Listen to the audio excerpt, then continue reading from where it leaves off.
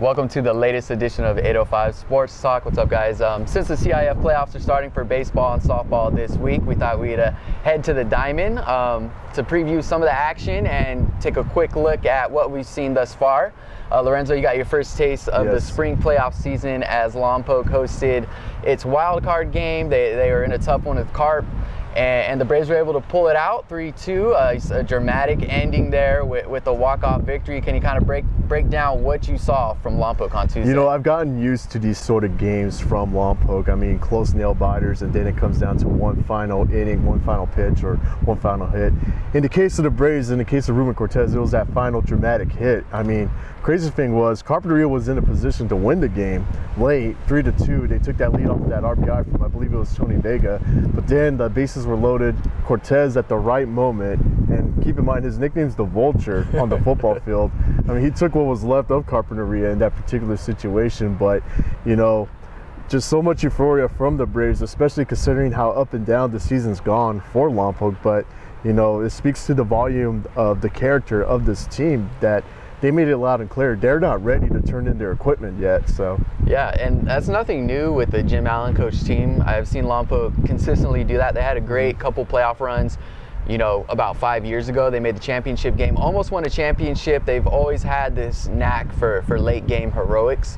So it's nothing new. Where do you think that comes from with the Braves? Do you think that can carry on? Do you think it comes from Jim Allen, what he brings? You know, he's kind of old school, hard-nosed coach, and they kind of play that way. Where do you think that comes from? I believe it's a Jim Allen thing. I mean, he makes it loud and clear that, one, his team is going to be fundamentally sound.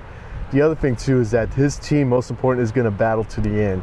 Even if the score is like 8-0, he's going to get his guys to try to get that game close. So I think that's just the attitude and mindset of a Jim Allen-led baseball team. Yeah, and we saw that last week with the 2 wins over Cabrillo in really tight games. The Braves were able to pull it out. Do you think they can keep this going at La Cañada on Thursday? You know, they have Oscar Rojas, a freshman who has had a dynamite, you know, first season on varsity, first high school season. Jesse Gasca had a great game on Tuesday. Do they have the pitching and maybe just a little bit of offense, enough offense to, you know, maybe surprise people and keep this going? Well, the level of concern on my end when it comes to looking at Lompoc baseball is the consistency of the offense. I mean, I feel like I haven't really seen a scoring outburst from Lompoc. I felt like I've seen it more from Cabrillo. But in the case of Lompoc, though, I mean, defensively, that's where their strength is, and it starts with the mound with Jesse Gasca. Also, you got Vincent Grossini as their main closer. Ruben Cortez also provides some relief on the mound as well. So I think it's going to come down to whether or not they can silence those La Cañada bats. Another tidbit to pass along, Jim Allen brought this up. La Cañada's head coach is a gentleman by the name of Matt Wisenet, who played in the league. Wisenet is also credited for building Village Christian down in the Thousand Oaks area as a state power. And so now he's in his first go-round at La Cañada. So Allen has that familiarity with Wisenet because he told me that they faced each other 4 times in the last 6 years. Yeah, Village Christian is always a good program. I think that's who San Ynez beat about 3 years ago now to win a CIF Southern Section Championship. San Ynez will begin its playoff road on Friday at home against West Covina. And staying in the San Ynez Valley, Dunn might host Santa Maria on Friday. Santa Maria is hosting its first round game, or wild card game, in Division 6 today, Wednesday. That's the game I'll be at. We'll see if Santa Maria can, you know, compete in Division 6. I think that's a good division with them. They're hosting New Roads. If they win that game, they'll play at Dunn. You know, go to Los Olivos on Friday. So watch out for that matchup and watch out for our coverage on that game Wednesday and in Thursday's Santa Maria Times. And then looking at Thursday, we got some more intriguing matchups. Rigetti is hosting Culver City in its first round game. The Warriors, you know, number 2 seed in that division, Division 3. Well, it's going to be interesting to see what the Warriors will do with that pitching staff. They have 3 really solid pitchers.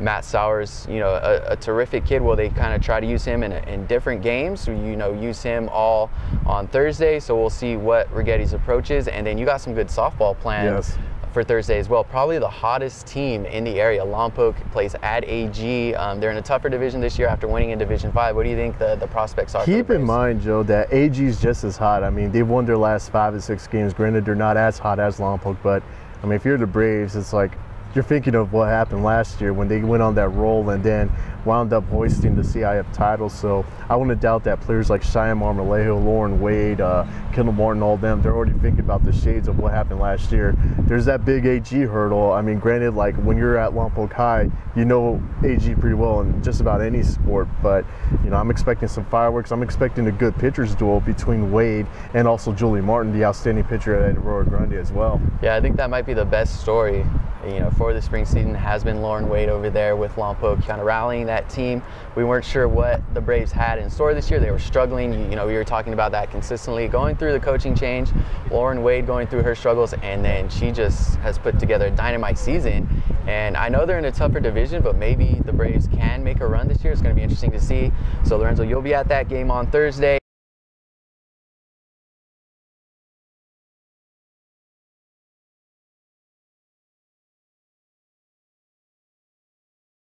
And then on Friday, you know, San Ynez Valley, where it's going down with Dunn hosting possibly Santa Maria, and then San Ynez hosting its game. San Ynez is the LPL champ.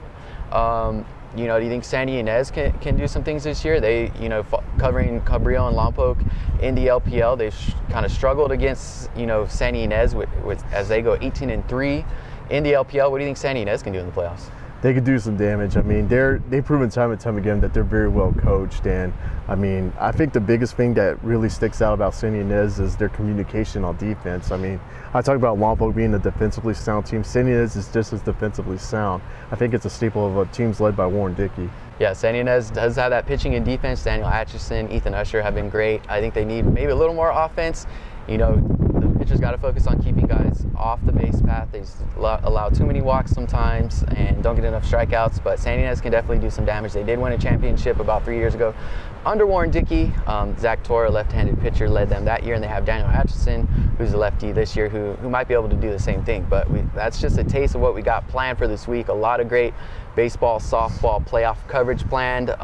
Starting with Santa Maria's game against New Roads, I'm very interested to see how the Saints can do, and I would love to see a game at Dunn on Friday. That would be a great one to cover, and hopefully we'll get that matchup. I think the Saints can definitely do some damage in that division.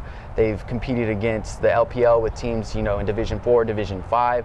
So I wouldn't be surprised if the Saints can win Wednesday's game and keep it going against Dunn. But I think, you know, so many teams were interested at Rigetti, but I would love to see what Santa Maria can do in these playoffs. And we're going to be following them as they move along, as well as a slew of all the area teams. So be sure to check out our coverage every morning, and you know, if you look at the schedule, see a game's going on, pop over to Twitter, check us out, and we'll be sure to have a bunch of updates.